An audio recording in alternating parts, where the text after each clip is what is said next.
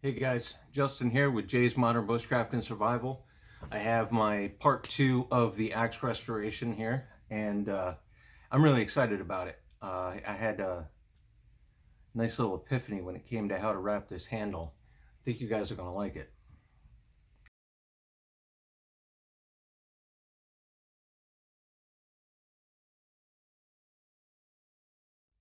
So I couldn't for the life of me figure out how I was going to do this handle. I was considering stacked wood. I was considering stacked leather. I was considering simple paracord wrap. One of the issues is in order to do any kind of stacking, I would need to remove that steel plate that's pinned onto there. So I figured what I would do is try a wrap first. If it doesn't work out, I can remove that and do a wood stacked wood handle. But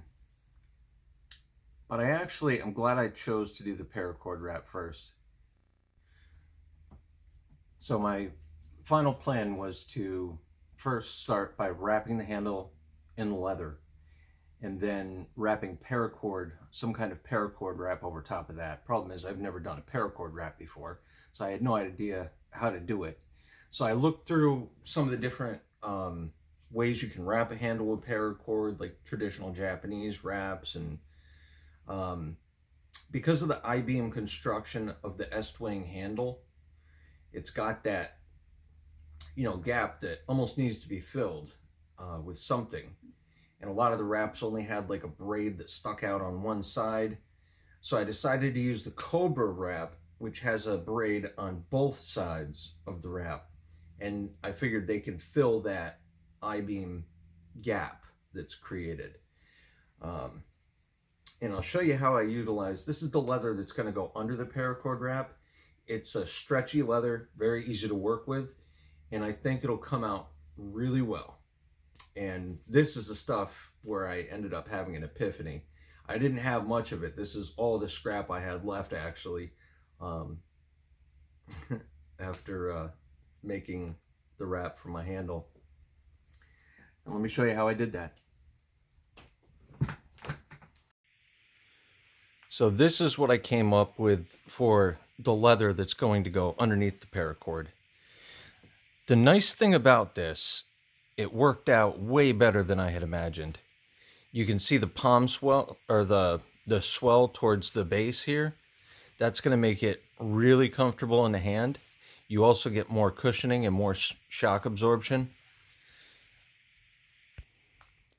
But let me show you how I had to cut that leather to make it work that way, because it's actually wrapped around more times down at the bottom than it is up here towards the top.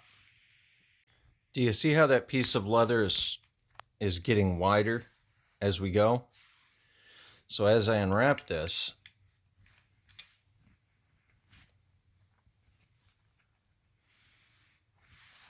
you can see how that kind of worked out actually really well.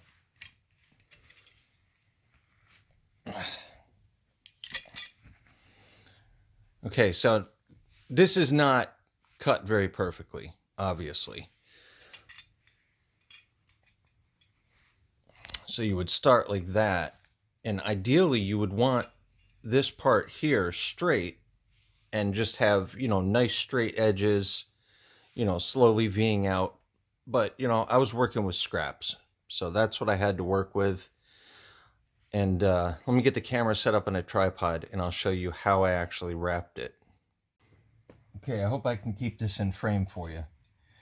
Something to keep in mind, this base plate is very loose, and one of the things I wanted to make sure I did was get the wrap long enough so that it would hold that tight, so this wasn't, rattling around once I was done. So I actually have a little bit of this leather cordage, which if there are any gaps, I figure I can wrap it around and fill them in to make it even tighter on the top and bottom. So I'm basically just going to start my wrap. Okay, make sure it's, and I would actually use some super glue if I was, when I'm actually ready to attach it. And like I said, this leather is stretchy, so you can pull it nice and tight.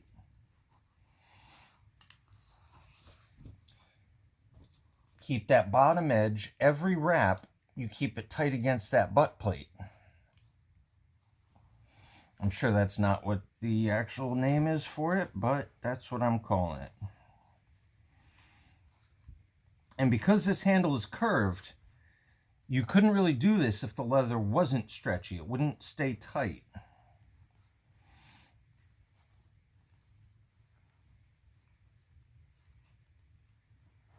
You want to make sure the top and bottom of every wrap is pulled nice and tight before you kind of hold it down.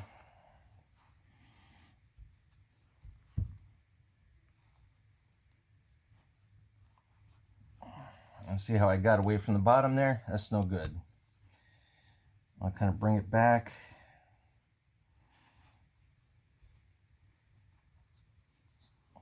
But see, my problem is that edge was not cut straight on the wrap. That's okay, because I got that leather cord, like I said.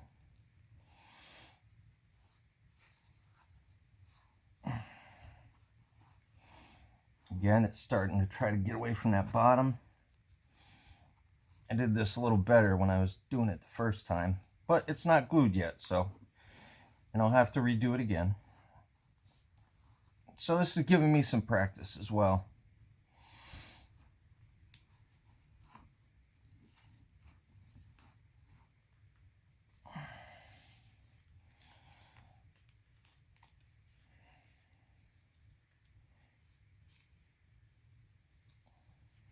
See how there's a small gap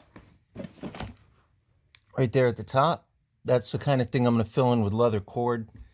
Same thing at the bottom. I'll get it wrapped a little bit nicer when I'm actually ready to glue it. But for now, I'm happy with that.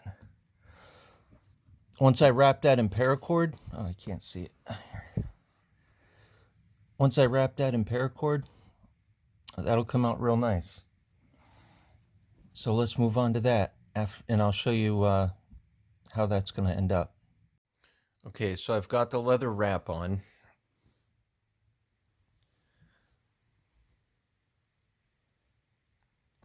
Looks pretty good. It feels good. And I use that thin leather cordage and a lot of super glue just to get it, get this butt plate nice and tight. So there's no wiggle in that. It's not rattling. Doesn't wiggle. It's nice and tight.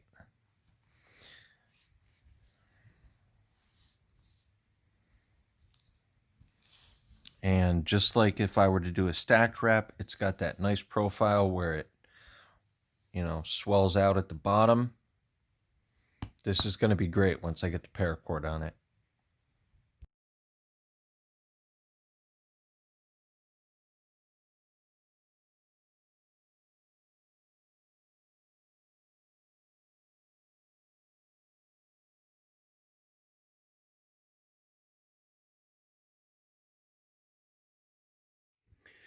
Okay, so here you have it. A completed, well, almost completed, but at least the handle is done on this hatchet. It's quite comfortable. It should be very shock resistant. It's got the swell on the bottom so it stays in your hand. Everything's tight, secure. All I really have to do left, you can see a lot of these sanding marks on the blade still. I'm going to polish that out. And then all I have to do is put an edge on it. I did work the bevel on each side, but I did not actually put a sharp edge on it. And I got rid of this little chip that was right here up at the top.